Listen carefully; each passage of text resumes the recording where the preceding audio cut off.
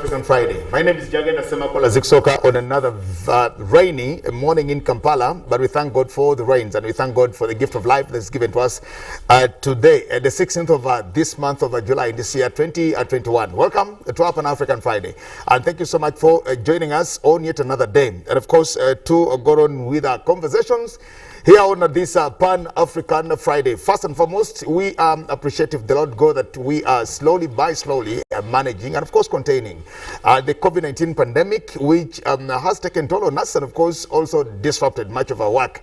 But again, we remind you that COVID is still with us. Let's do what we can do. According to the ministry officials, we can defeat this virus by washing our hands, sanitizing, keeping a social distance while in public, and of course wearing our masks like we've done. And just to that, if you feel you have issues or challenges, please, well, it's also one good thing that if you know your status, to isolate, to do what you can do to help yourself and to help all the others as we manage the COVID-19 pandemic.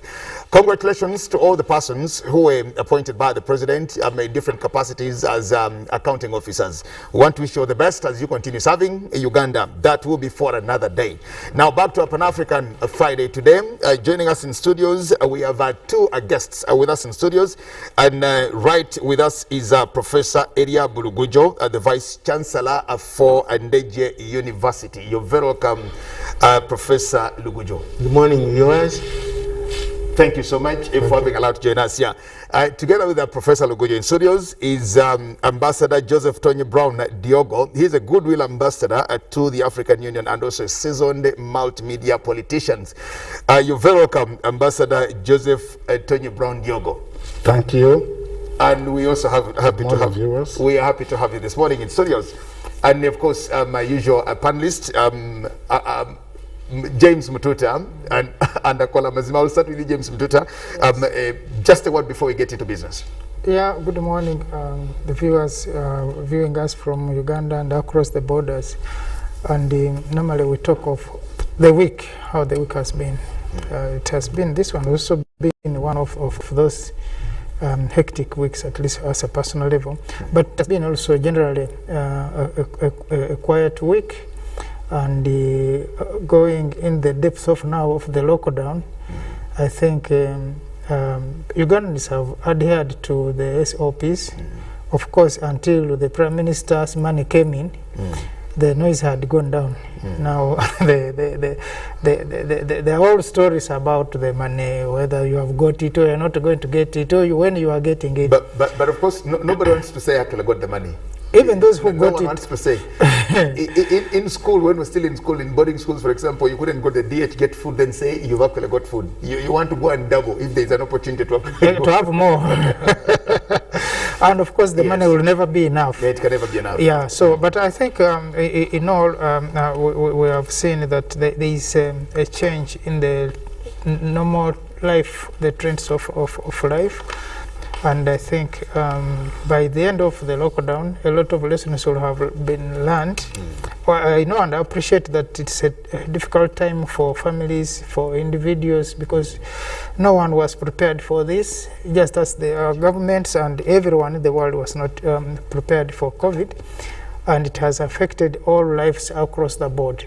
Okay. So, but I think other than that, we are grateful that we have at least the life for those who are seeing us and listening to us. Okay, thank you. Nugumandi, the week that was. Yeah, this week, of course, my heart and thoughts have been with the people of South Africa. Yeah, because ideally, from 5th to 16th, actually, normally South Africa of July, they've always organized the Radio Days Africa, and this year it was actually on the same exercise, though this year, of course, much of the activities have been virtual. But again, the chaos, the looting and the violence, because what happens to your neighbor definitely affects you in one way or another. So that is my thinking, that actually we are trying to see how things unfold, and it is our prayer that really it ends as soon as possible, so that they don't bring down what they have achieved actually. Yeah. Okay. Well, very important. In our next hour, we'll actually talk about the issues in South Africa. We are Pan-Africans, and of course, like you said, when something happens to your neighbor, then you definitely have to be concerned. There are lots of things that we have in common, especially this country, Uganda, and South Africa, and of course all the other African countries. But of course, we cannot avoid talking about the issues of today. Is actually the Africa. Today is the Africa Radio Day. And we're going to use our first hour to talk about the development of radio in Africa, or what actually the radio has done towards the development, radio and its development on the continent of Africa. Then, of course, later I'll talk about the issues in South Africa. But I also want to let our viewers know that we have another set of panelists on Zoom. And we expect to have two guests on Zoom here. Then we have a team, Zankel from South Africa, from the WITS Radio Academy, of course, from Johannesburg, South Africa. We can see you. Can you hear us?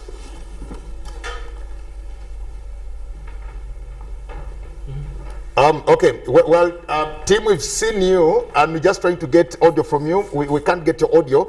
We don't know whether you've muted your mouthpiece, but we will see how to actually get you. But joining us, of course, is also Sister Zerida Andai from the Royal Media Services in Nairobi, Kenya. Dada, unanisikia vizuri? Good morning, nakusikia. Sijui kama unanisikia. Tunakusikia. Karibu, tunakusikia. Yeah, Asante, my name is Jerida and I from Nairobi, Kenya, Royal Media Services. Greetings from a cold Nairobi, greetings from a very happy Nairobi. Karibu. We hear you very audibly, very loud and clearly, and your picture is okay, your audio is okay, and we just hope to have a very good conversation with you. Let me go back to South Africa, to Ndugu team, if you can hear us. Team in Johannesburg, can you hear us? Perfectly loud and clear. Thank you so much for the opportunity. Thank you very much. We too now can hear you, and of course we now have you, and welcome to our conversation. Let me start this conversation with Professor Eliab Lugujo here, and then of course we'll see how to get to those in South Africa and of course in Nairobi. Professor Lugujo, very welcome once again, and we use this first hour on our Pan-African Friday to talk about radio and its development on the continent of Africa. Welcome. Thank you very much. Radio has been a big instrument in the development of Africa in general, but in particular for Uganda. Yes. Even before independence, we had a radio. But the major shift from government radio came in 1997, when I was a member of the executive board of UNESCO, and then we advocated for community radio. And when we came here, UNESCO supported the establishment of community radio at Naweru, Buama, Nakaseke, Ngola, Capucheno. And there we noted that radio was the multi-mode, that you can listen to the radio while doing another thing. You can look after cattle while you're doing another thing. Even when you are not, you are illiterate, you can listen to the radio. So it had that attribute within our development platform. And we thought that that was a major thing to build on. Okay. Now when we come to higher education, we noted that also it was very important to have a school of journalism. And I'm here coming from Mundeje University, the first private university in Uganda. It is chartered, but it has a very robust quality assurance program. To train journalists, we had to establish a studio, okay, a radio station. For practicals? For practicals, mainly. But at the same time, to bring our students to the real social fabric of the country. That when they report news, it is not theoretical. They have to go and interact with the population anthropologically, that what they report is what they have seen. So that when you have a graduate coming out of Undeje, graduate of journalism, coming out of Undeje University, you should have interacted with the society. Sure. And also when it comes to reporting, it should have recognized the challenges of development so that the reporting is well balanced. Okay? It's not biased as it were. What do I mean? I'm talking about developing a holistic citizen, a journalist, but appreciating that it is hard to develop, and this is the terrain of development. So this is where Ndeje is. It is not easy to establish a radio station when you are a private institution, because we don't charge much fee. You get money from the tuition. So that is now we need some kind of partnership. I am here to appeal that we need some partnership so that we can sustain this and even ensure that we have credible programs. Yes, as it were.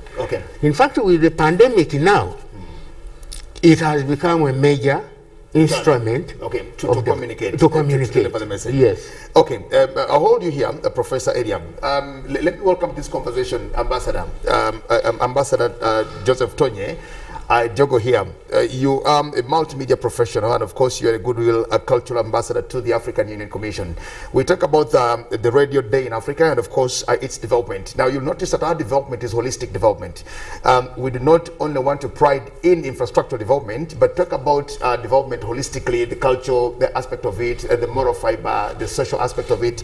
How do you see radio, this weapon called radio, to Africa's development, and possibly how we actually managing it today? Are we using it rightly, or we actually abusing the good media that would help spur us to greater heights?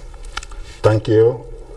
I think radio, being what it is an instrument of communication. And part of our problem in Africa, we have a very big issue called divide and rule.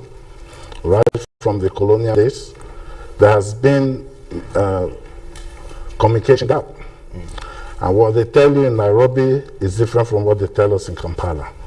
So I think radio is an instrument that we need to use to rejuvenate our communication in development in areas like cross-border trade, and also to the countryside to promote the microeconomy.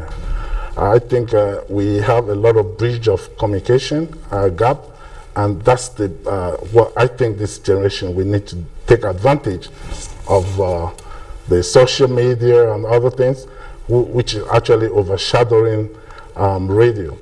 I want to say that radio has to be developed to the level of where we call the value addition, where we can disseminate our government ideologies, cultural values, opportunities embedded in the localities and the villages of Africa.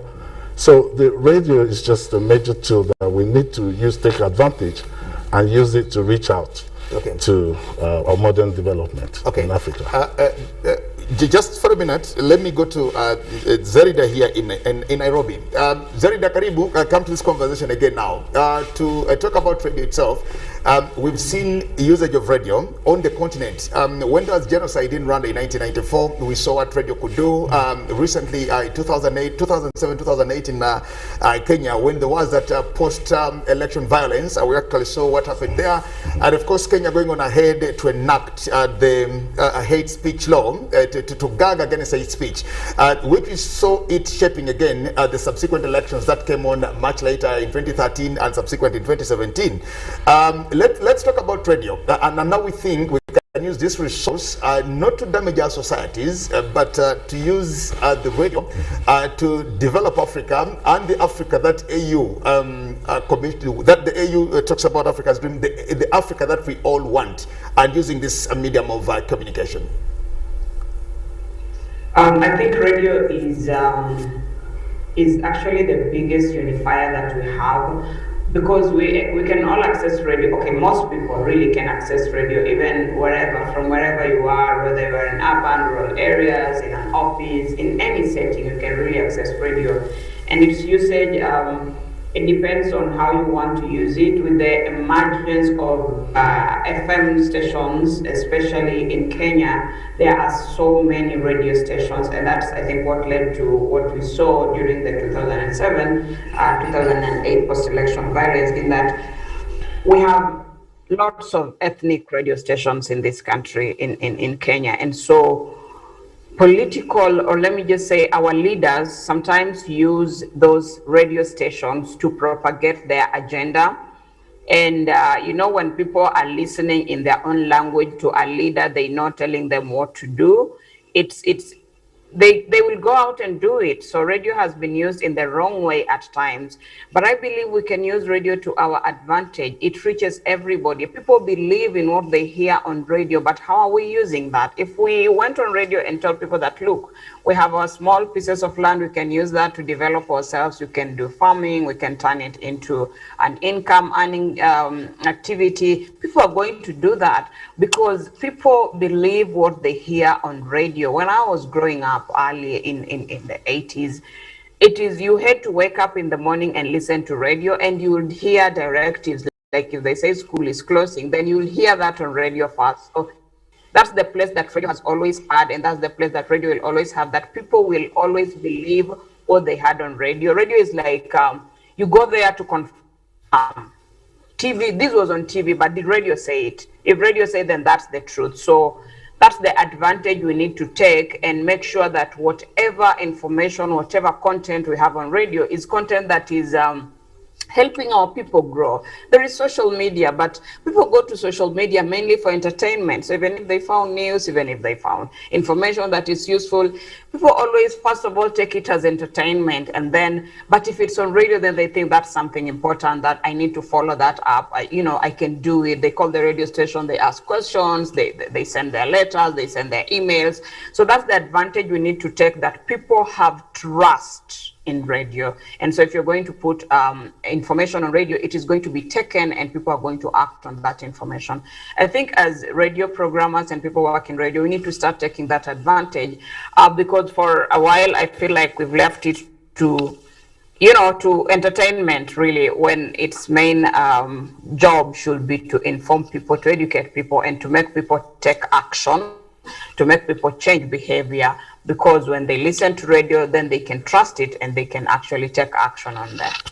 Well, that's very important. Now you made some very good submission here. Think about there's so many ethnic radios in Kenya. When you come back home in Uganda here, you notice that you also have quite a number of radio stations. Many actually religious-based radio stations, the best radio stations, and a number of them. When we were growing, I personally was inspired into radio by some Kenyan called Jeff Mwangemi. I actually don't know whether Jeff Mwangemi is still alive, but these are some of the people who inspired us into. He is alive still. Well, Jeff Mwangemi used to listen to them, and then radio was more of a state tool to communicate development, and quite a number of those. But now, in the wake of a privatization, where we have so many private institutions owning radio, and of course having so much entertainment and comedy and sports now actually taking over the greatest chunk of radio programming on the continent, do we look at this as a tool that we can still use to develop holistically the continent? Yes, radio can still be used. You know why? Because that trust has never left. People trusting what they hear on radio, that has never changed. So even if they're going to look at what social media is talking about and listen to those clips that are shared on WhatsApp and on Instagram and wherever, and listening to what we call influencers do, people still want to come back to radio, because radio is verified information. And the people who work on radio, it is people who have gone through the training of what it takes to be a journalist. So they are working guided by professional ethics. They know what they're doing. If someone is going to tell a story, they're telling a story from all angles. And if it's an entertainment story, then it's packaged as an entertainment story. If it's a development story, then it's packaged as such. But I think, like you talked about privatization, earlier on, before privatization, radio was the biggest tool. It was very powerful. I remember in rural Kenya, there was the problem of soil erosion.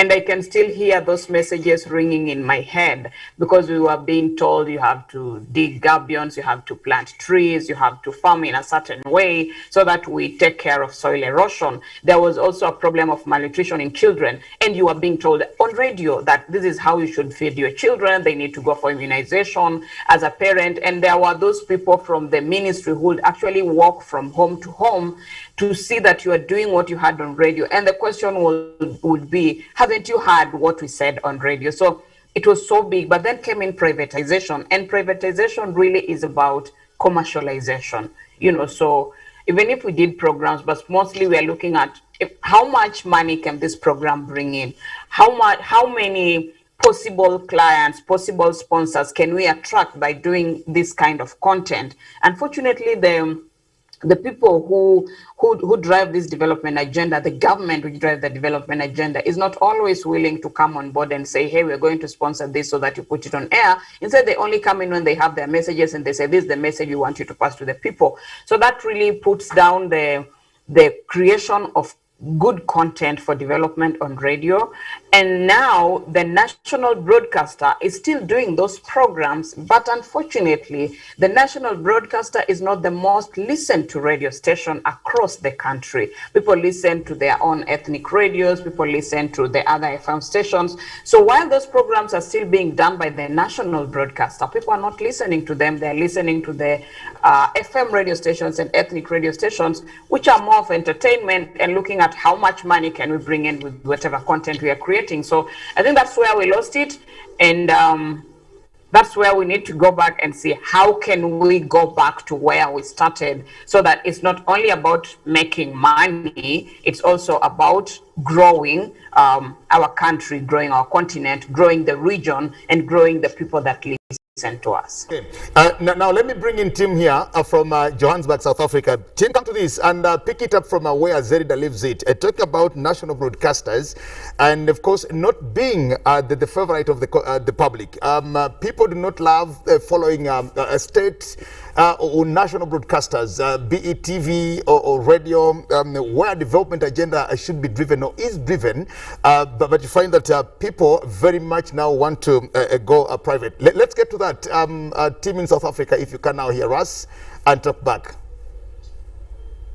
Yeah, thanks for the opportunity. In the South African case, the national broadcaster still remains one of the key points within the industry. They have 19 radio stations, and what you find is that they control between 65 and 70% of the audience in our country. And the reason that they still remain so powerful is that they broadcast in all our official languages. So what we find in the South African context is that the privatization of radio very much is done in English language, and the government or the public broadcaster still broadcasts in the vernacular languages of the country. So that remains hugely powerful. And we also have a unique situation in that the public broadcast in South Africa also competes from a commercial perspective. So what that means is the public broadcaster sells advertising and they compete with other commercial radio stations in their footprints. We have seen the development of radio stations who are no longer just English-based, so they'll do English and one or two other languages, and this is developing slowly.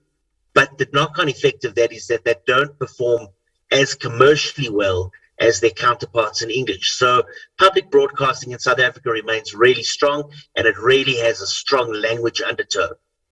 Tim, you are in South Africa, and of course, later in this show, we'll also talk about South Africa and the issues in South Africa. But let me hear from you. How is radio behaving in South Africa now in the wake of the uprisings or the violence and the run and downs that we see amongst the people of South Africa? Let's get it from you. How is radio behaving now, and how are you using the radio tool to talk to the citizens of South Africa in this situation where they are now? I think it relates to what Jarida said earlier. Radio is very much a trusted source. So audiences know that they can listen and relate to us, and they know that the information that we share is accurate and on point. I think the interesting thing is that what we've seen in the hotspots being Gauteng and KwaZulu-Natal, which are two of our big provinces, is that community radio stations have been targeted. And we've actually lost 4 radio stations that have been burnt to the ground in the violence. And I think that speaks to the power of what the media and the medium does in these areas. They know that these radio stations connect with their audiences, and they know that it's a place where audiences will go to find information, and a way to destabilize the community is to take away news and information from them. So community radio has come under exceptional fire. I do believe that the rest of the industry has been doing an exceptional job in updating their audiences, whether it be regional or national, especially in the provinces which are hotspots. There's regular updates, there's really good news reporting. And what you also find is that at this time, radio stands together. So they share their resources. If there's news reporters who are in the middle of a hotspot or a conflict zone, what you may find is that they'll share those audio bites. So it really gives the population who are listening to radio a good idea of what's going on the ground.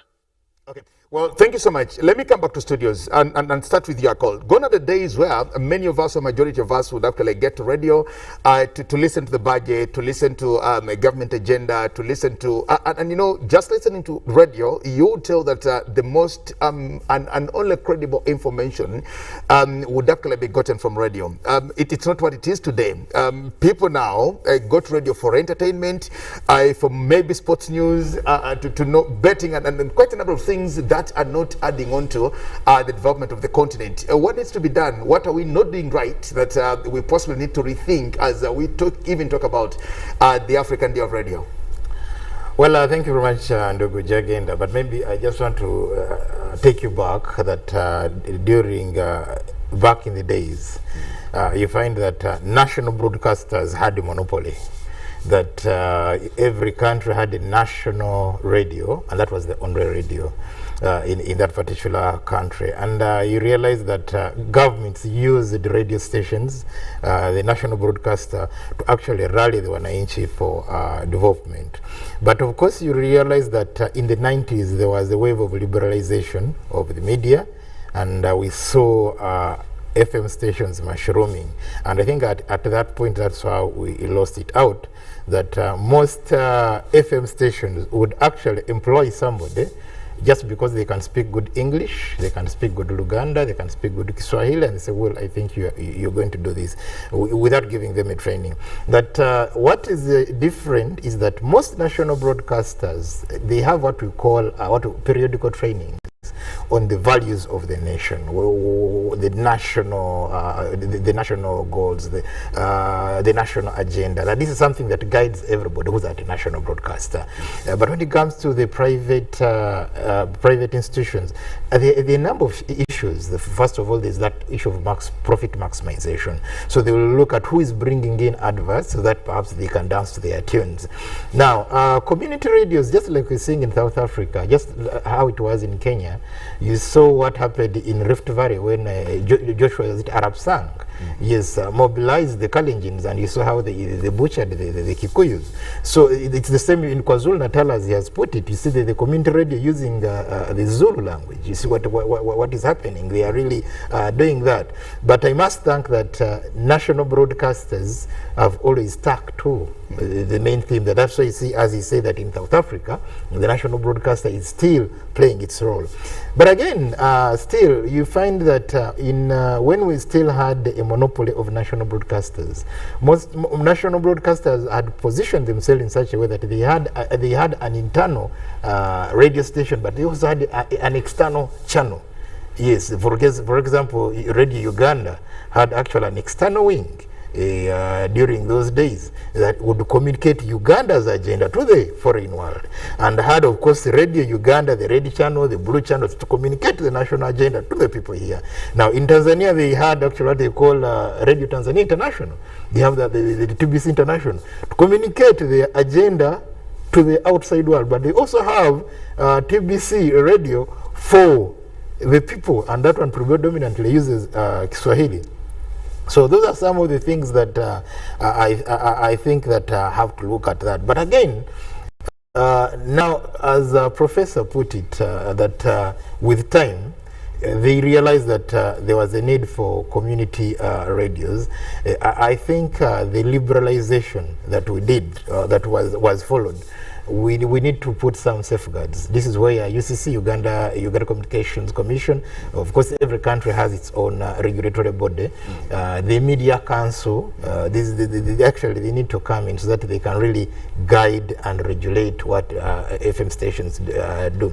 Lastly, just some time back, I really did participate in a survey that was actually funded by the office of the Vice Chancellor and DJ University, that is Professor Eriabu, who is with us here, looking at the role of teaching universities in East Africa, and I happen to have done it in Kenya and Uganda. We realized that most schools of journalism in Kenya, most universities actually have teaching universities, have teaching radio stations. That if you have a school of journalism, you must have a radio station that not only serves the university but serves the community. And I think Ndeje has established one that does the same, and IU in Uganda. Actually, apart from Ndeje University and IU in Uganda, we do not have any other, because KIU, I think theirs collapsed a long time ago.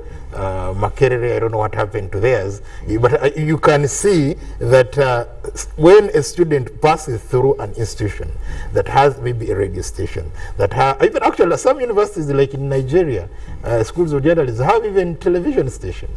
Yes, that a student, by the time they come out, they are actually not, they are not going to be tourists when they start training. Hold it there, and I think, let me get Mututa's thought on the same.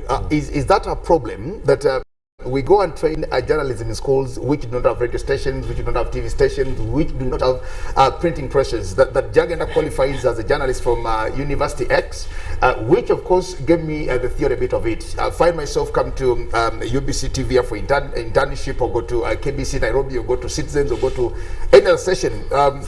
Is that the problem that we actually having, that we train and maybe simply because we do not have them? Because we're looking at the privatization, the liberalization of the media waves as something that would be good. You heard what Zerida in Nairobi said. She said we have so many of these ethnic radio stations. Now, I think you also have some here. We have the radio over the Baruli, the Baganda, and stuff like that. But why wouldn't we use this resource to develop our communities, to develop our ethnicities, as opposed to putting them to a collision course? Doesn't it amaze you when a private media house is actually trying to compete with the national broadcaster? How do we even harmonize that? I think picking on from his point of the teaching the radio, the universities with teaching radios and TV stations. Now, just imagine if, and this sometimes where for me I have problems with the colleagues who think that the practice of reporting, because it stops being journalism, but the practice of reporting and doing work with TV and radio should be also a liberalized area. First of all, if you are arguing that journalism should be a profession, then it has to adhere and meet the standards of all the other professions of medicine, of engineering, of law, and the rest, to qualify to be a body, an exclusive profession.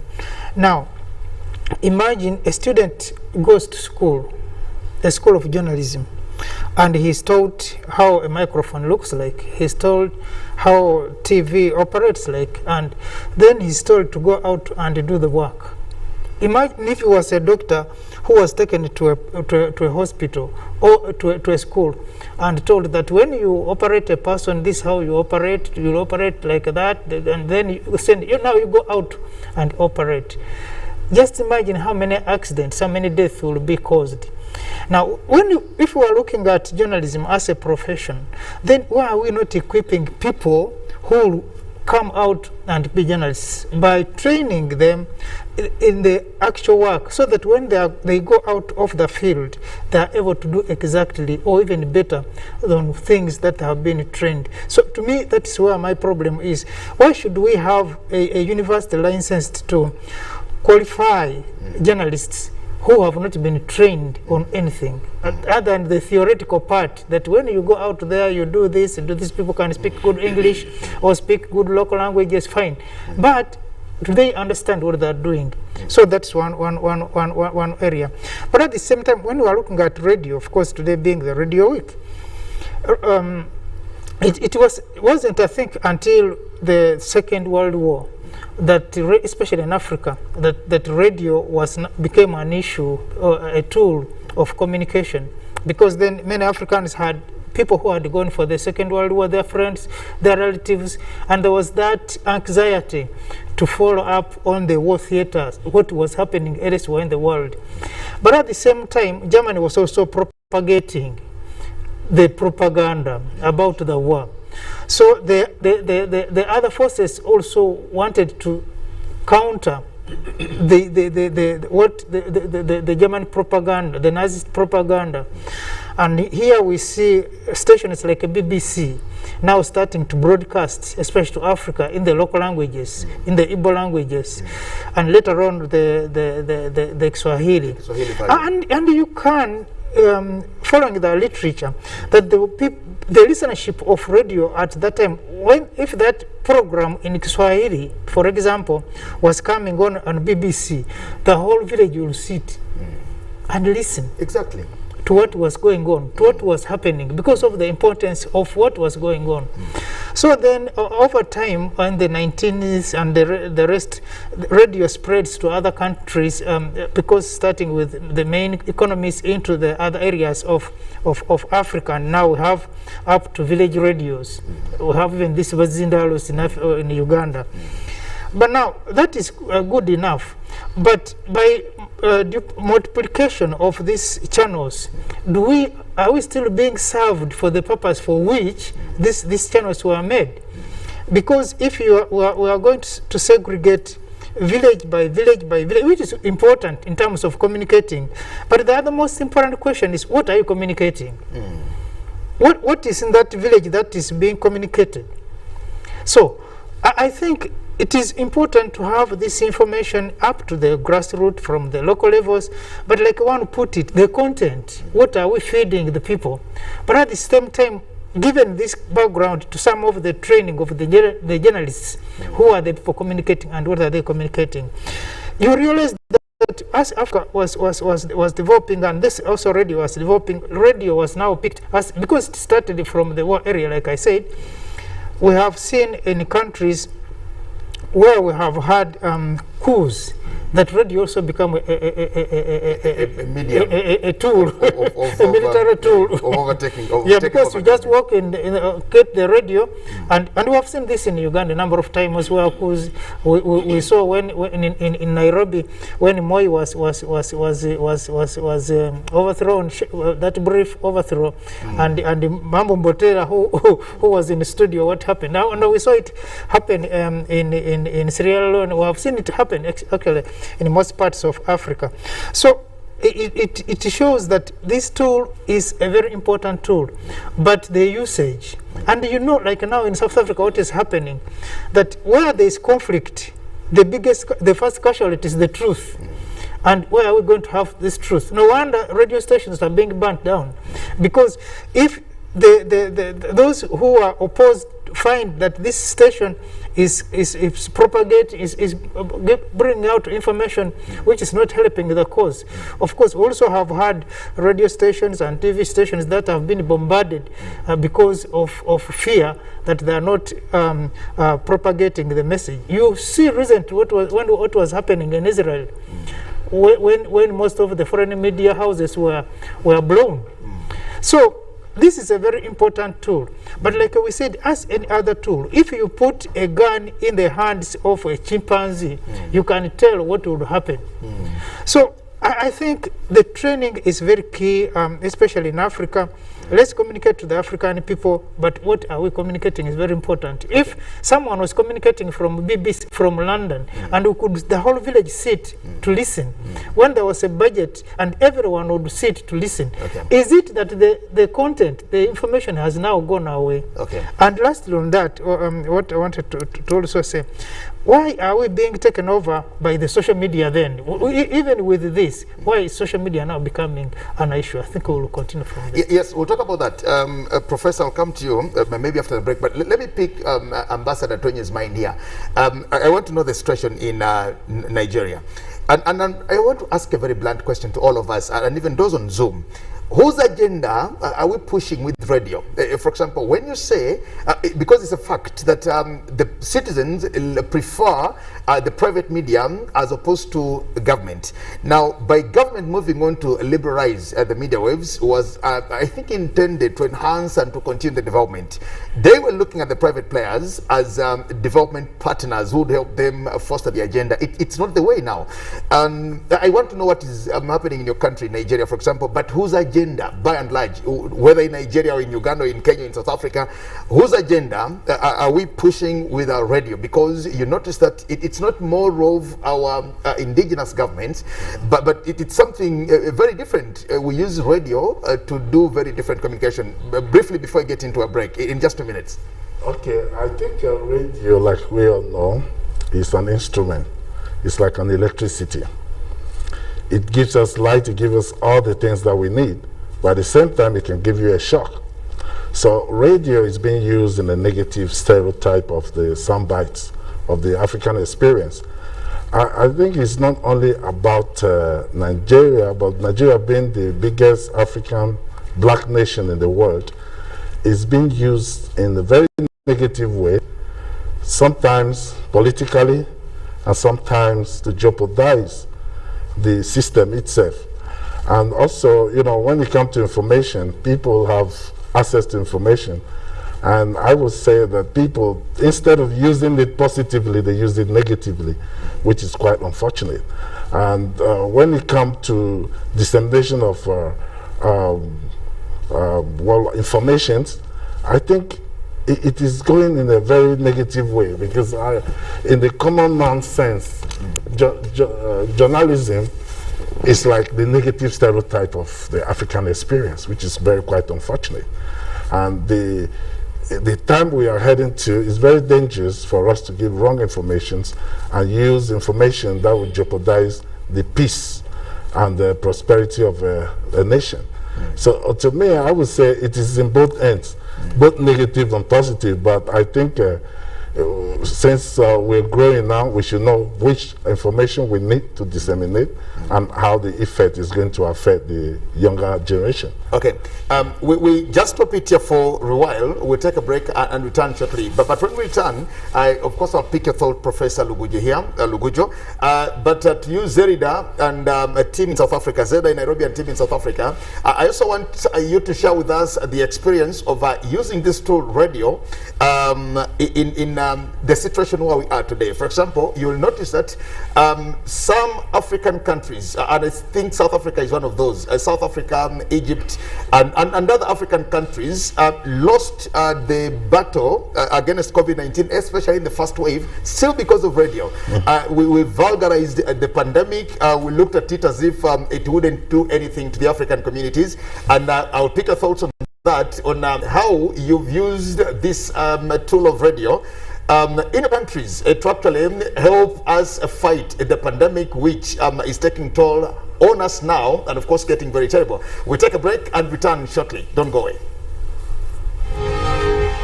Live from UBC Studios in Kampala, this is Good Morning Uganda Extra.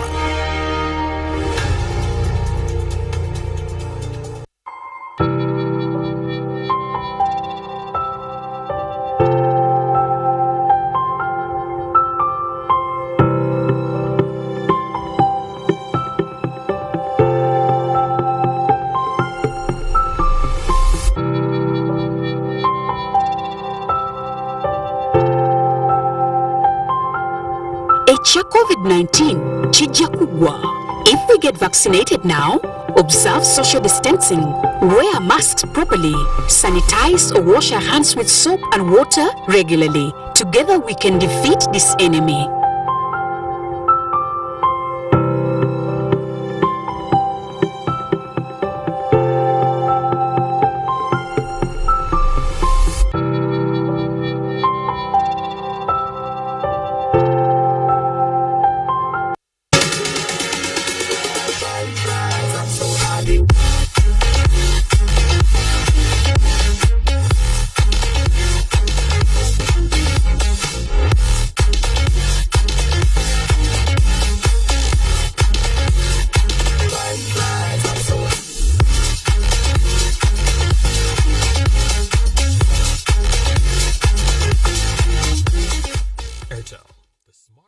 As the financial year 2020-2021 draws to an end, URA has put measures in place to facilitate taxpayers to file their returns and pay taxes within the set deadline. All our offices across the country and the URA Contact Center shall remain open to provide extra support to our esteemed taxpayers. Additionally, we have extended our contact center service hours from 8 a.m. to 11 p.m. Monday to Friday and from 9 a.m. to 3 p.m. on Saturdays and public holidays. In light of the COVID-19 risks, we encourage taxpayers to reach us through our improved contact center and other online platforms instead of making physical visits to our offices. For online support, please reach us through our toll-free lines 0800 117 000 or 0800 217 000. Email services@ura.go.ug. Website ura.go.ug.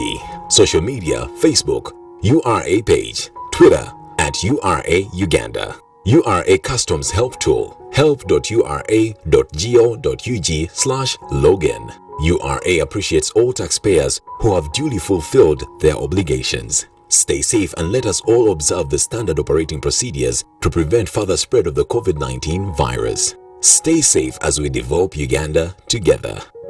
Uganda Revenue Authority, developing Uganda together. Pick of the day on UBC, brought to you by. Their job is to keep you and me healthy and well. But sometimes they try in vain. Was brought to you by. We've cut and reduced our MTN Momo withdrawal rates. Now you can withdraw mobile money at the lowest rates. You also get MTN Central Points when you deposit, send and withdraw MTN mobile money. Visit our Momo agents countrywide and withdraw mobile money at our reduced rates from 1st May 2021. Everywhere you go, MTN.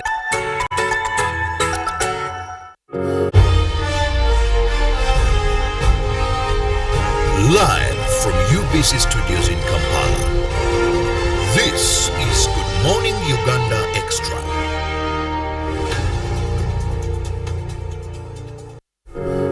Well, thank you so much. We continue with our Pan-African Friday. My name is Jagenda Semakola Ziksoke, and of course, joining us in studios is Professor Eria Blugojo. He's the Vice Chancellor for Ndeje University here in Uganda.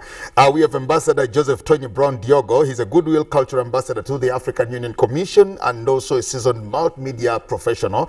He's with us, and of course, on Zoom, we have Tim Zako from the Wits Radio Academy in Johannesburg, South Africa, and Zerida Andai. She's from the Royal Media Services in Kenya.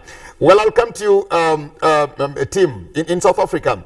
Let's talk about radio in times of crisis. In times of crisis now, as a continent or globally, but of course as a continent, we're also now battling with the COVID pandemic. We are looking for vaccines wherever they are. We're trying to make our own and of course try to find them elsewhere. Now back to in South Africa, there are also problems back home where we're seeing unrest now that has gone in for quite a number of days. And we now want to look at radio in times of crisis. Are we using this resource rightly? Can we use this resource to create sanity in our communities, or this resource is also here to fuel animosity and bad things on the continent? I think you're right. I mean, radio has definitely been used to fuel animosity, and I think it still happens to this day.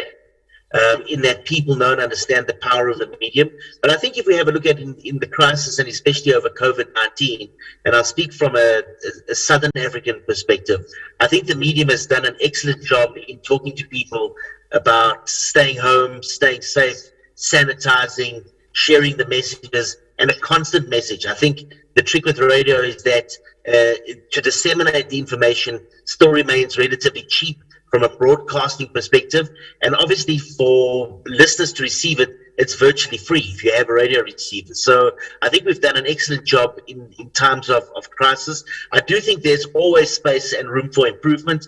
I know in a South African context, a lot of the messaging, for instance, that was delivered in the beginning of the pandemic in wave number 1 was in English, and there was a real need for that message to be delivered in the other languages in our country. And as time has gone on, that has happened. And I think the other thing that we need to do as practitioners is we need to make sure that we remain educated ourselves. So understand the virus, understand the situation that we're in, so that the messaging that we share and deliver with our audiences remain accurate at all times, so that we at any time are giving the best possible message to the audience. So I think radio is powerful because it's cheap to disseminate and people know that. So even when it comes to negative messaging, it can still be powerful because it lands up in people's homes so easily.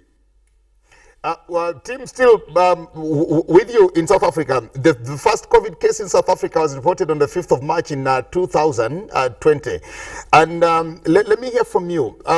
What did radio do? How did you respond to it? How did the media respond to that particular incident there? Because the first case was identified, your index case was on the 5th of March, and just very shortly thereafter, we saw the cases spiraling, and of course, the numbers growing, and little did we know that South Africa would actually become Africa's epicenter of the pandemic.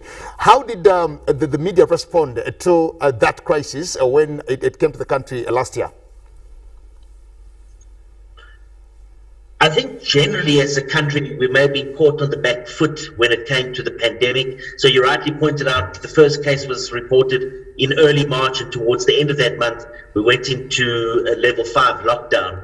And I think what happened is in that first section, media companies and especially radio stations were grappling with what is the virus, where does it come from, how does it spread. As the information became clearer, the messaging became clearer. So I do think that there was a little bit of apathy on the point of practitioners in understanding that the virus had been around since early December, emanating in the East.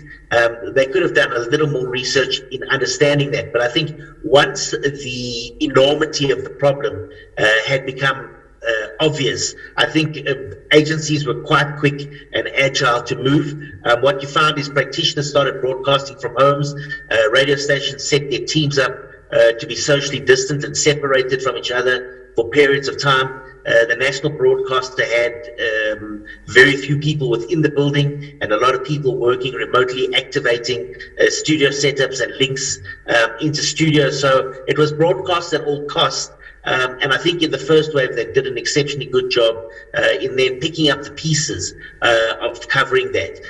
I do think then also they become, as time moves on in the pandemic, you start getting human interest stories and the nature of the messaging starts changing. Okay. Zerida, let me come to you in Nairobi.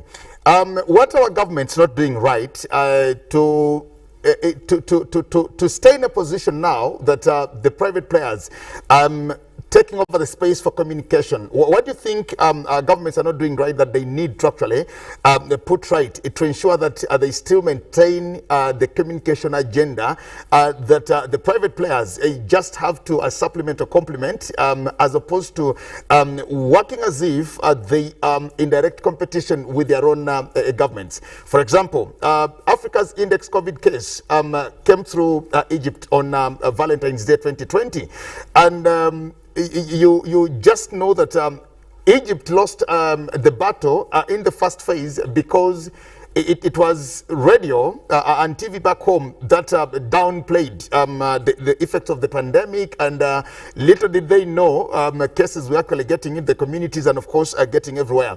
What do you think governments are not doing right, that they need to maintain and have the agenda that the private players should follow and maybe complement?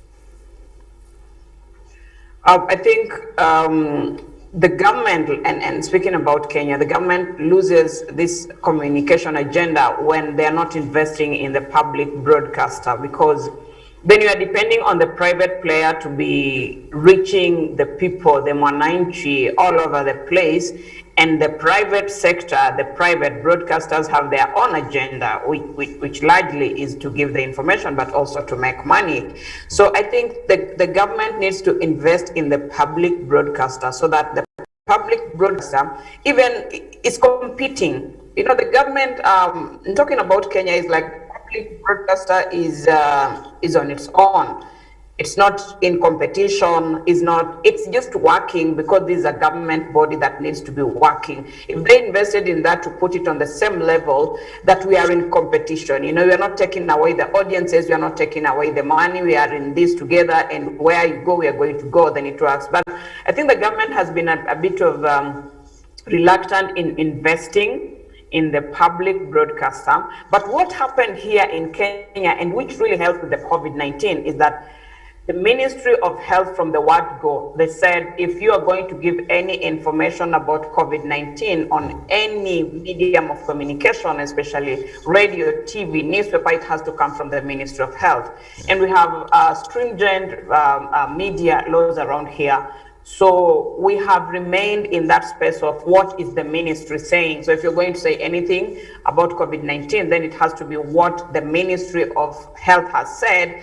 Then it leaves any other information as rumor. So the Ministry of Health went out of its way. There were messages for radio, for TV, for print, for online. They got people to get these messages, and those are the messages that are running. So even if you have any other information, then that's your own information, but all the important information, and we always have to quote that this is according to the Ministry of Health, like we say, follow the Ministry of Health guidelines, as opposed to follow the COVID-19 guidelines or something like that. So whatever information we give, we always have to say, and this is according to the Ministry of Health Kenya, that you need to wash your hands, stay away, and do all that. And so we used radio also to tell people that, look, you can stay home and you'll get all the information that is being given out. You don't have to move around. You don't have to expose yourself to COVID-19, because radio, you can listen to it in the comfort of your home. So stay home.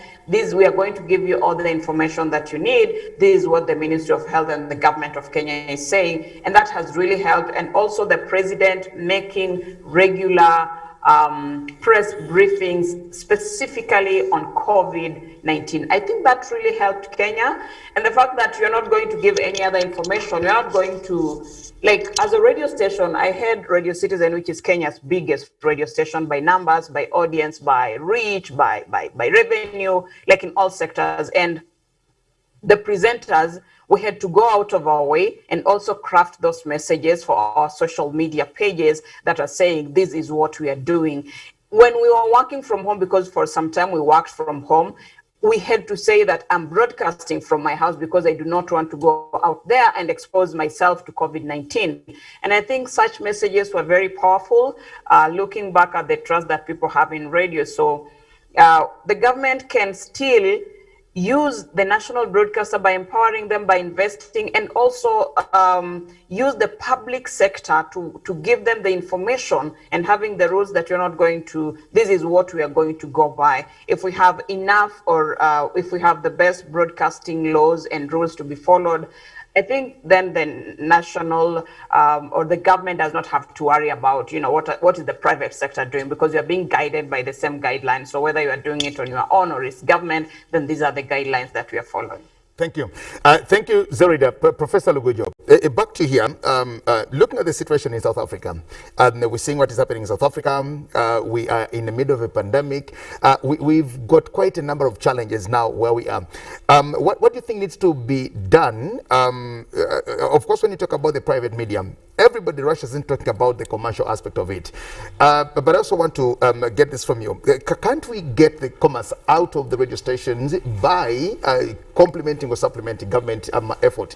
Can't we get into the commercial bit of it, even when we are just looking at profits? But can't we do the profits as we do the right things? Because does it mean that the only way for you to get profits is you totally have to communicate about stuff that has nothing to do with national development in the name of maximizing profits? What should we do? Now, let me begin with the quotation that think globally but act locally. That was a very powerful statement. And what we need now is the mindset. How can you create information that can impact the individual to realize that where he is or the environment in which he is harbors wealth, or you can exploit the environment where he is? That means we must have specialist capacity building of individuals who can develop content and disseminate this content decisively to society, especially to the young people. Because already there is a mindset that wealth is only in urban areas. So however much you talk about rural, people don't want to listen. But of course you and I know that there is so much wealth elsewhere in the rural setting. So we need, for us as educators, is to create these specialists who can develop material and at the same time implement.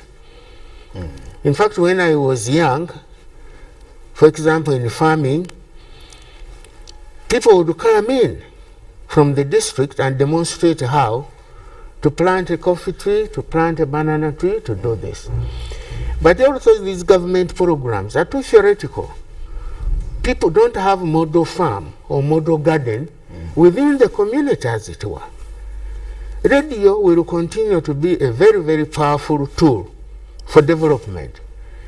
But the material we put on it is so theoretical, because seeing is believing. The young people have not seen what you are telling them. So for me, in order to avoid to see a helpless graduate, I need to look very critically with quality assurance on the curricula and see what is it, how will it be disseminated. And then I have a feedback loop to see from what they have gained and they are using it. And indeed, coming to the topic of the day, the journalist, how are you going to be trained to go elsewhere and come up with the information that you will disseminate so that it has immediate impact? I'm talking about location-specific projects, that when I look at an environment, I think quickly and say, in this area, this is what can really germinate, this is what can blossom, this is what can come up, this is what will help the individual, so that you come up with a good article. And you've talked of music. I don't hate music, I don't hate dancing, but I think there is too much of it. It needs to be moderated, yes. We need to moderate. Moderated, yes.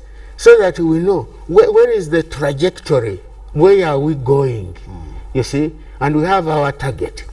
And then we have these as prime movers. Journalists should be prime movers. Yeah, people who can come in and then they can really be believed. Yeah, you need to have self-confidence so that when you go to do a story, people believe in you.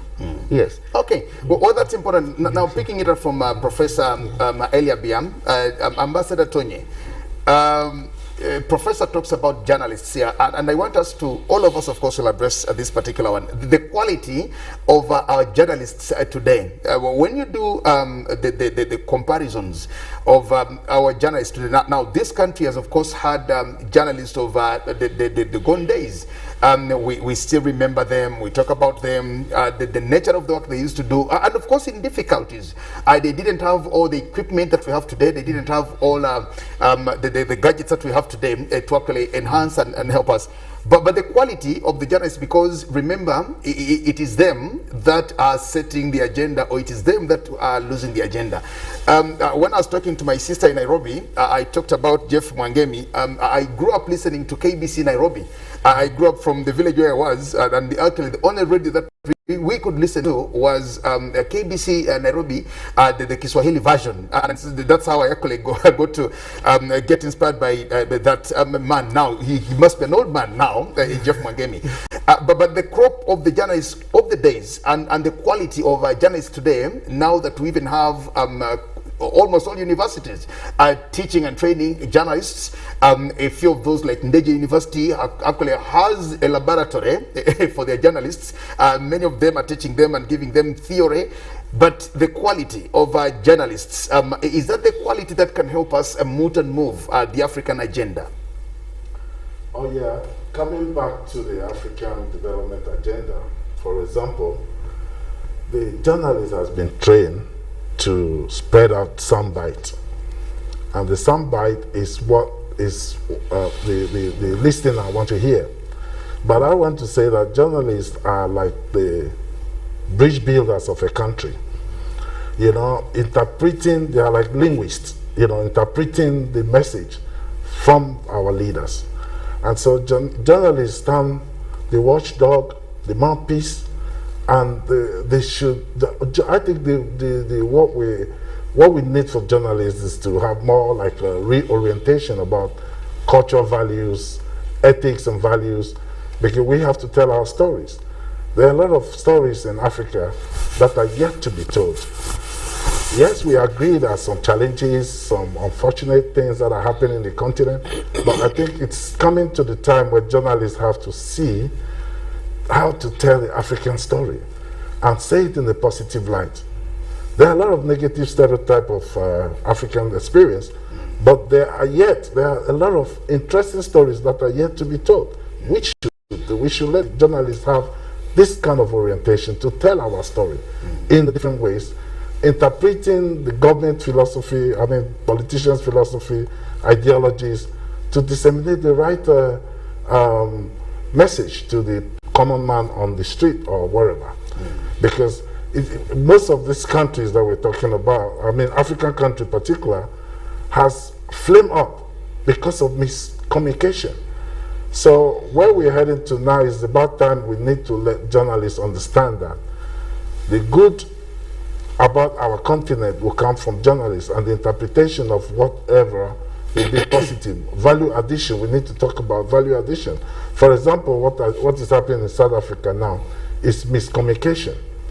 The average man on the street hears something which they hear from journalists, and they take it to the next level. You know, so we have to have our limitation, we have to have reorientation and national orientation, particularly in the Journalism Institute, so that our journalists can be one of the perfect watchdog and linguists to the African development agenda. What's our quality like, Akol? The quality of journalists that we have, who are helping us to either kill the agenda or to foster the agenda. Like Ambassador Tonya talks about the issues in South Africa, because you'll also realize that the journalists are also igniting the situation. Like we've seen it happen in all the other countries. And now we also have another very good, effective resource that we are misusing, and this is called the social media. That is also helping us to fuel regime change and all the animosity that we see. What do you talk about the quality of our journalists on the continent? Well, I think mine I have a different perspective on that, because my thinking is that the quality of journalism, especially in Africa, keeps growing. Because when you look at when you're measuring quality, there are benchmarks. First of all is training. Yes, unlike before, most of them have trained. They are graduates, they are masters holders, others are PhD holders. So which used not to be the case. In terms of equipment, in this era, actually, journalists are more equipped. I don't know whether you've ever imagined those who were journalists in the 60s when there were no phones. In other words, you had even writing a story, you had to send it through post office. But today, we're just using a phone, and you can tell a story. So in terms of equipment, yes, the journalists today have the equipment. Then, in terms of networking, today, journalists are more networked than before. That actually, if you want a journalist from the Gambia now, within an hour you've actually got him and you've got the story from Gambia, which was not actually the case during that time. But I think what has gone wrong is that the industry has overstretched without safeguards. Because what made journalism in those days, even when the journalists then were working under hard conditions, even when they were not as trained as today, is that most of them worked for the national broadcaster.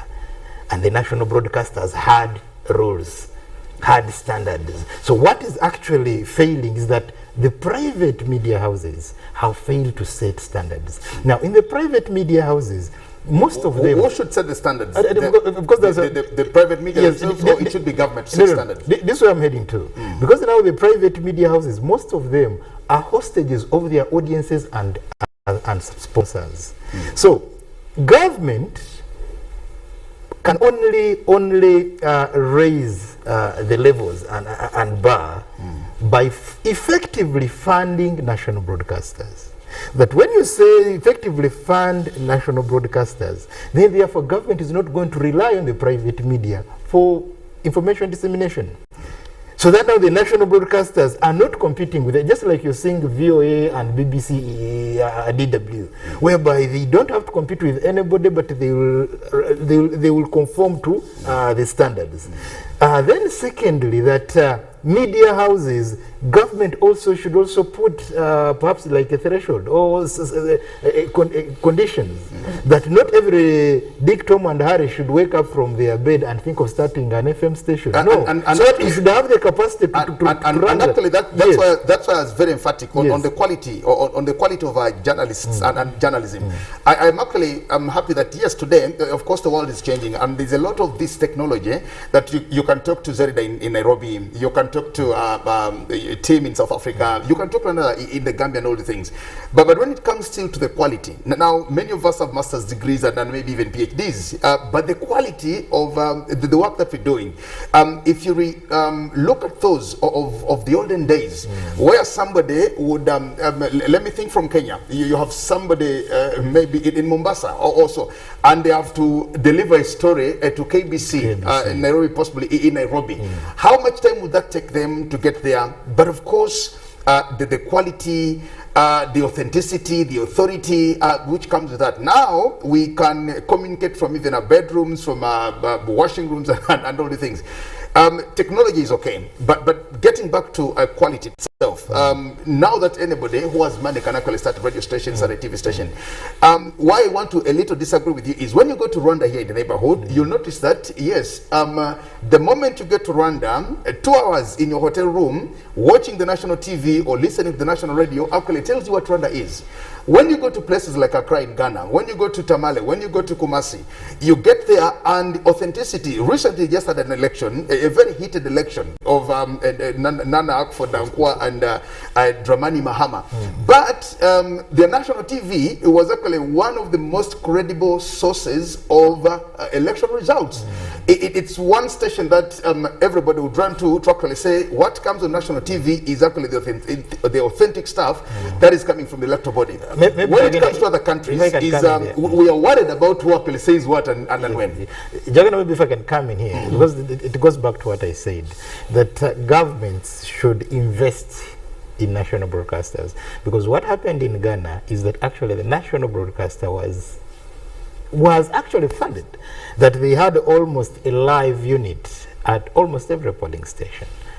So where the national broadcaster is fully funded, it sets actually the agenda. You are talking about... Then the other issue of the quality, I just want to say that in those olden days, because the employer of journalists, especially broadcasters, was the national broadcasters. So it meant that therefore they were very few. And those very few, every other time they had to be on top of the game. But now today, you have a Jagenda who is a good journalist. Now somebody watches Jagenda, a very good journalist, and then after he has a variety, he has an alternative, only to find that again there is another quack person on the other side. So now I think the issue is that the numbers have grown, but in terms of quality, I say that yes, we have more qualified, we have more competent, we have actually people who have really made a name in this era than it was. But the only problem we have is that the industry has been allowed to overstretch without putting serious safeguards so that we can get the what the president calls the kaukumi. Exactly. I want to thank you for your submission. And to me, I'm actually not even about making the name. They are very conservative professions like law. It's a conservative profession, but nothing changes.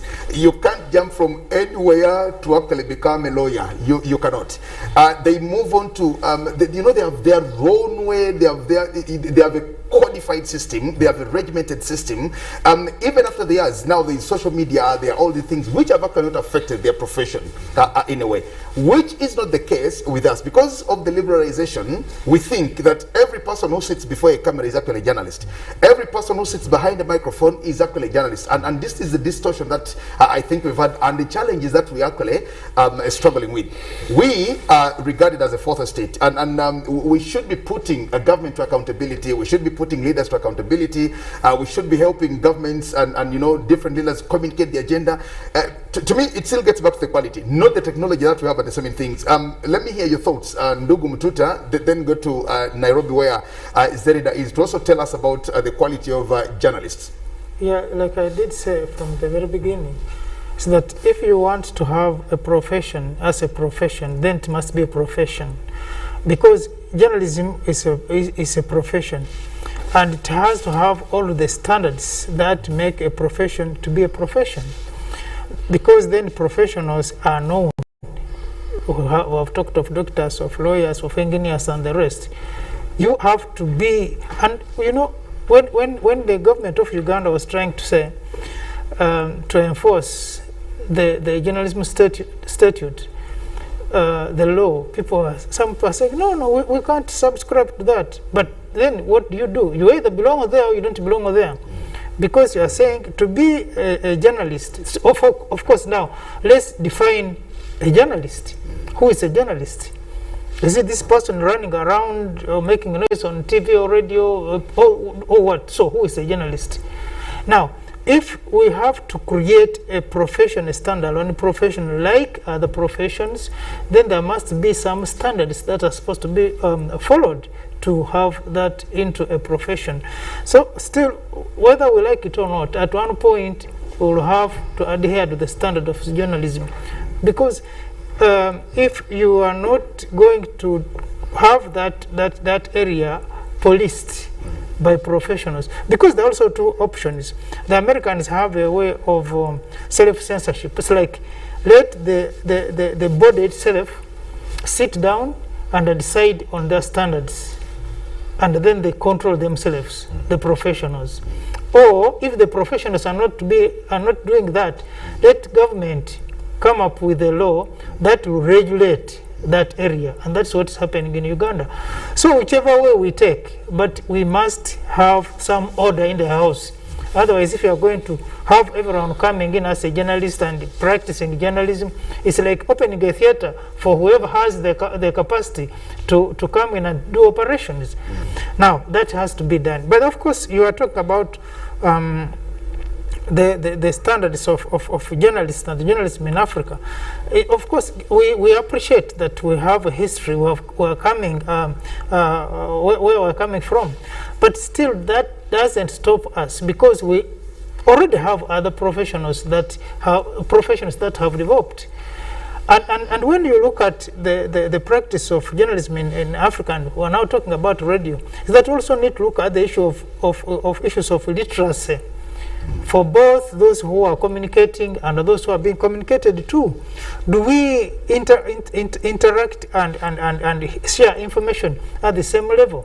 We also have to look at issues of patriotism to the journalists of Africa.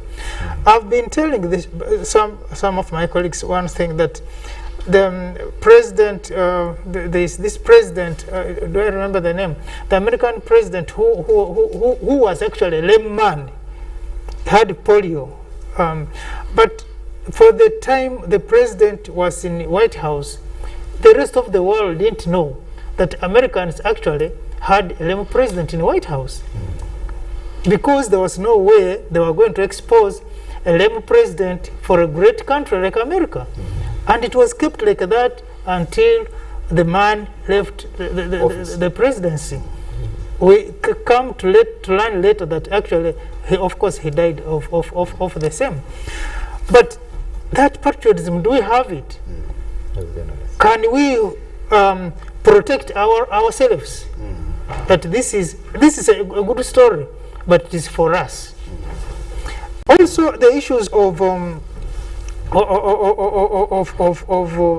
course, training, we said also has issues when you look at the manuals of training, because especially when you go to the university, there is a standard defined, but people are only going to teach you what they understand. You know, universities keep on crafting their modules depending on who is in that department and understands what.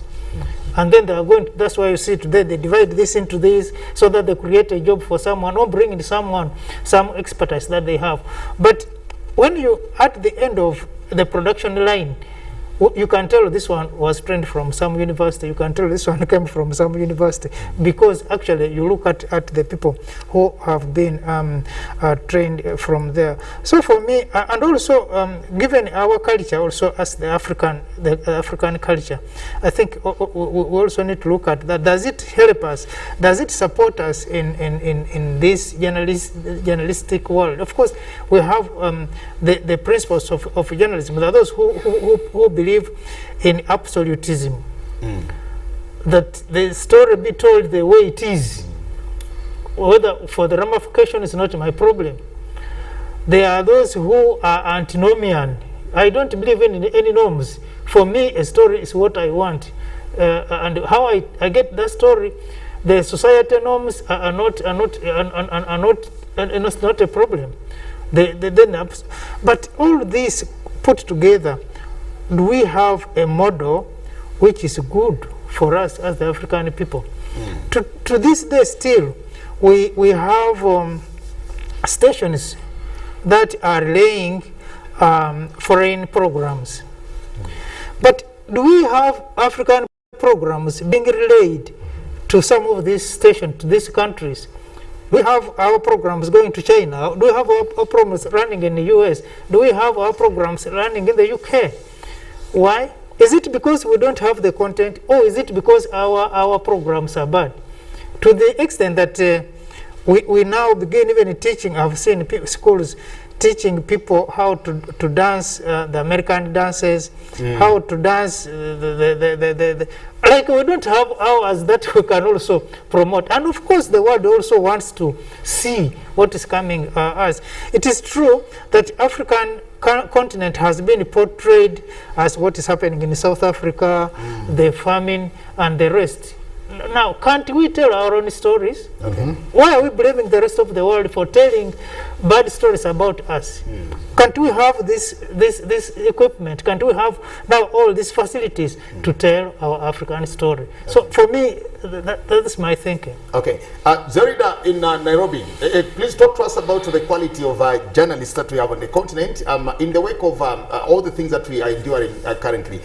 Look at the situation in South Africa, look at the situations and elsewhere. You in Nairobi are also now battling with the BBI. Some are for the BBI, some are anti the BBI.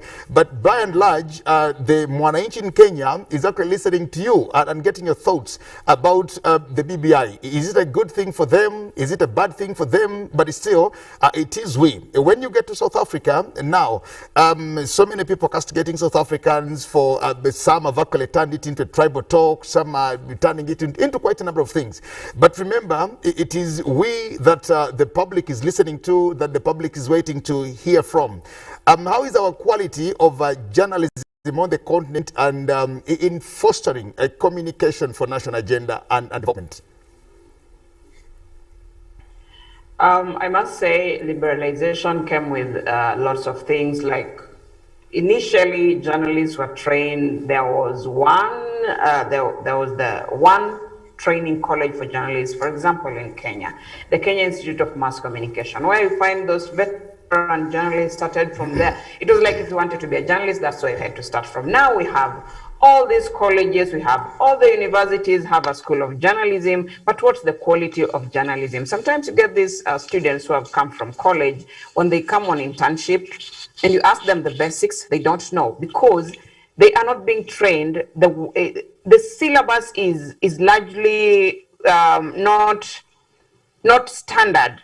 The government has taken that initiative to make sure that the training of journalists through the Media Council of Kenya, that journalists are trained to some specific standards, because I have to say that the kind of training we have for journalists is not up to standard. And then there is something that we always forget. On radio, we have the presenter, the continuity presenter, and then we have the newscasters. We have the newsroom, the people who, the reporters, the editors, all those.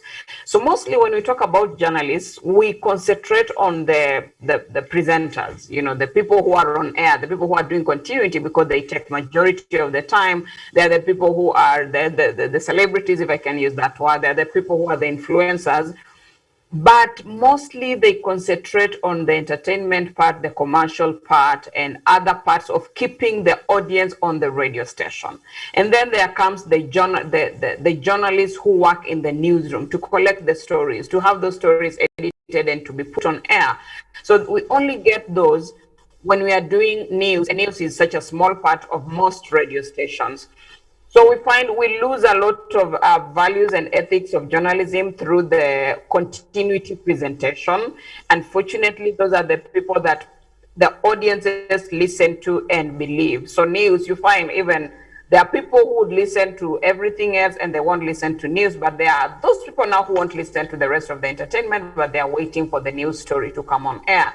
But what happens when a news story has gone on air and then the continuity presenter comments on it? That's actually what sticks to the listener's mind, that, oh, this is what she said because she was on air. So they say, Jarida talked about some people who were killed, you know. And that story was on news, but news just comes and goes. So when we talk about the quality of journalists, I think we have to start by we have to make sure that the whole chain, from the continuity presenters to the newsroom to everybody else who works on radio, the producers are trained as journalists. Because you find the producers have no background training in journalism. They don't know about journalism, but they'll tell you that they know what's happening in the entertainment scene. They'll go online and Google a few stories. I was listening to a radio station the other day and someone was talking about what's happening in South Africa, and they went on air and said, it is getting really bad in South Africa. If you have someone in South Africa, they need to get out of there now. And I said, that's not a journalist. You can't put such alarming news on air and people are listening to you. Let that come in as a news story, because there is a parent in Kenya who has their child in South Africa and they hear you say that on radio and they call that child and they can't find them. Panic, you know, because these are just continuity presenters. They are taking news online and they're skewing it to take away the journalistic part of the news. So as practitioners, as governments, as whoever is regulating, we have to make sure that everyone who is on radio has gone through the right journalism training. That way, we will completely eliminate the stories of having people who do not have any basics in journalism on radio. Because the moment you pick people who don't have the basic training and we say, oh, but they're not doing news, they're on continuity. But people believe that people who are on continuity. So we have to make sure that the whole chain, producers, continuity presenters, comedians, if we have any, even the people who do any kind of job for radio, have the basics of journalism. And so we have to make sure that the regulations are right. Journalists are being trained as journalists, not being picked, put on radio, and then now it starts saying, oh, don't you know the ethics? How? You should have checked that before this person was put on air. Yeah. Thank you so much, Zorida in Nairobi. Team in South Africa, Zorida just makes some very good contribution here. on the situation in South Africa, just recently there was xenophobic attacks in South Africa, and but the way we amplify them as journalists, as radio, TV, whatever it is, the situation currently now in South Africa now is also ignited or amplified by social media, to the point that even when we have newsrooms, but yet again we have radio stations that are not going through the traditional editorial rigors. What somebody does now is they have a voice note from South Africa, from somebody actually alarming the situation. They just go to Google up a story somehow, get to TV and say, oh, South Africa is all burnt. It's in ashes now. And what they're talking about is a sensational or whatever that is, just like Zerida talks about it here. You escalate a problem and all the things. What do you think needs to be done for professionalism in journalism in situations of crisis like it is now in your country, South Africa? I think the level of journalistic ethics and quality in our country is quite good at the moment. And we don't really suffer a lot of that problem when it comes to the reporting of stories. What you do find is, and what you described earlier, is voice notes that do the rounds quite quickly, and the dissemination of fake news. That's definitely a problem. But I think from the public broadcast and from the commercial space, there's a lot of work done in newsrooms within South Africa to ensure that the product that goes out is accurate, fair, and truthful at all times. We have seen in the recent past one or two stories that have come from print media where journalism standards have dropped quite dramatically, in that they've reported things which have proved to be absolutely not true. But the South African National Editors Forum do a great job in monitoring and ensuring that journalists are kept to task. I think training is also an important element, and we've been speaking a lot about the role of journalism schools, and I think getting young people or people who are interested in this profession from an early age and training them in the ways and the ethics of being a good journalist on the ground is vitally important. And I think that's ongoing. I think once you've trained and you've been educated, I think the need to keep the training up to date and to have people going to training programs remains vital to make sure that the journalists on the ground keep on doing a good job when it comes to delivering an accurate, fair product. Okay, now to you, Cole and James Mututa in studios, my co-panelists. I want you to, if you have any questions or concerns to the gentlemen in studios and to those on Zoom, Tim and Zeda in Nairobi. We have less than 6 minutes to be out of studios. What do you have to ask each one of them, if you have any, to make it, to sum it up in the next 6 minutes? Well, I think mine goes to Professor yes, the challenges associated with running a teaching a teaching radio station at in the School of Journalism. Then to Ambassador, I think I want him to paint for us the picture in Nigeria. Because we've seen like the Yoruba the secession talk of the Yoruba, the secession talk of the Igbo, and we've really seen radio, the national broadcast, of course, playing its role. But let's look at in that situation. How should community radios conduct themselves? Tribal radios conduct themselves in such a way. Okay. Then to Jerida in Kenya, I also wanted her to really look at the place of African languages on radio, and in other words, how best can we use our African languages to tell the African story. Now to Tim in South Africa, you say, what is he putting in place to popularize the Africa radio days? Of course, I'm happy that this year I was among the presenters for the Africa Radio Days. Okay. Among the few we're running out of time. Yeah. You've asked so many questions that all have to respond to them. Ndugu Mtuta. I think, like he said, he has put in a lot of questions, but maybe what I wanted was the advice of the press of the professor on, well, the UNESCO was supporting Uganda in setting a number, and African countries in setting up a number of local stations for purposes of reaching the audiences in those areas. But the content. We still cripple with the content. We lack content. Yes. Okay. How do we generate the African content now that will be able to? I'll request that Zerida, you respond in 1.5 minutes. My team in South Africa also responds in 1.5 minutes. Then we close it from studios. Okay, there are so many things I don't know how to respond to, but let me talk about using the African languages for development. I think we can do that very well by making sure that the programs or the shows that we have on our radio stations, especially with the community radio stations, let's use our languages to reach our people, because our people listen a lot to the ethnic radio stations. In Kenya, our people listen a lot to the Swahili radio stations. Like Swahili radio stations are #1, then the ethnic radio stations, then English. So we can take that advantage and invest more in Swahili radio stations, in the ethnic radio stations. Make sure that the content we are putting there is helping people, not just entertainment. Some of the things we put on our ethnic radio stations is not helping much, but we can leverage on the fact that people trust us, that it's easier for people to understand their local languages, and put programs about farming, about health, like COVID-19 right now, programs about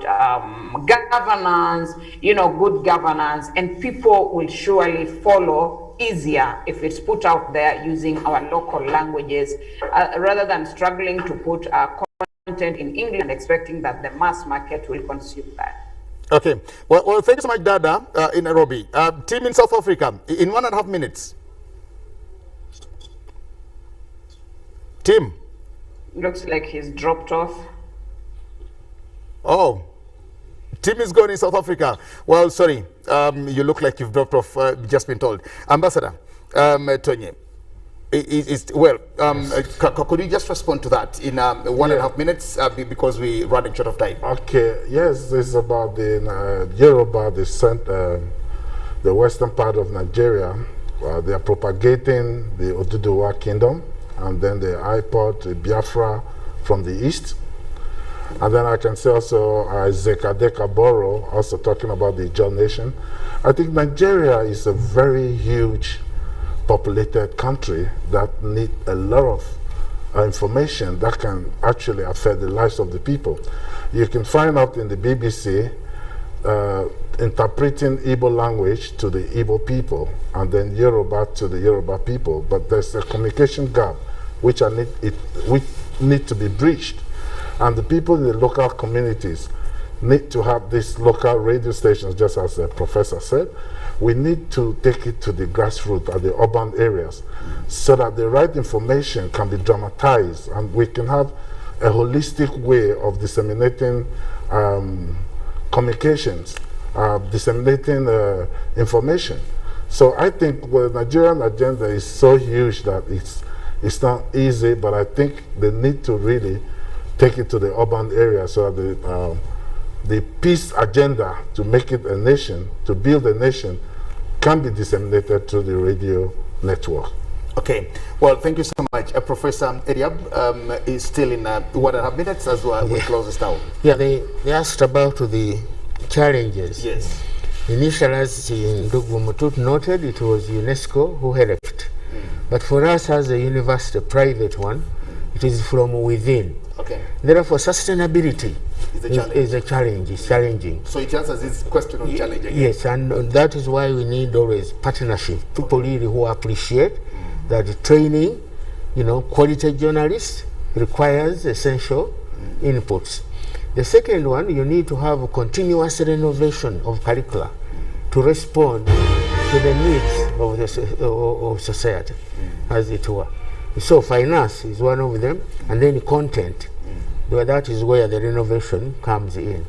Yeah. Okay. Yes. Well, thank you so much. A team in South Africa, I think you just dropped off, but I want to thank you so much from Johannesburg in South Africa, where you've endured to speak to us and to be part of the Pan-African Friday.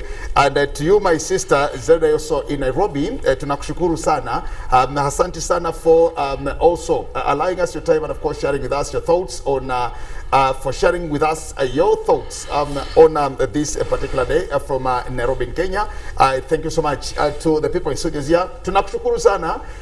Thank you so much, and we just want to wish you all the best in Nairobi. Jerida and I, but najua umejaribu kanibatiza jina jipya naitwa Zerida sasa, but it's okay. Thank you for having me on the panel. Thank you very much. Thank you very much. Nakushukuru and wish you all the best. Thank you so much, Ndugu Akol, my co-panelist here, and James Mtuta, and of course, thanking you so, Ambassador Joseph Tonye, the Goodwill Culture Ambassador to the African Union Commission. We'll hope to have you again. Talk about issues of culture in Africa, and thank you so much, Professor, the Vice Chancellor for Ndege University. Now, I'll stop this here, thanking our producer and, of course, the team that we've done with at this particular Pan-African Friday, to just remind you that COVID is still with us. It's not just a Ugandan problem, it's a global problem. But back home here in Uganda, as we continue enduring the partial lockdown, let's adhere to the guidelines of the Ministry of Health. Let's sanitize, let's wash our hands with clean running water and soap, let's put on our masks rightly, social distance or whenever possible, and of course do as much as possible to stay away from people, keep safe, and let's all protect ourselves. For God and my country, as we continue inspiring Uganda, God bless you, and we'll return next week on Friday. Good morning. Live from UBC Studios in Kampala, this is Good Morning Uganda Extra.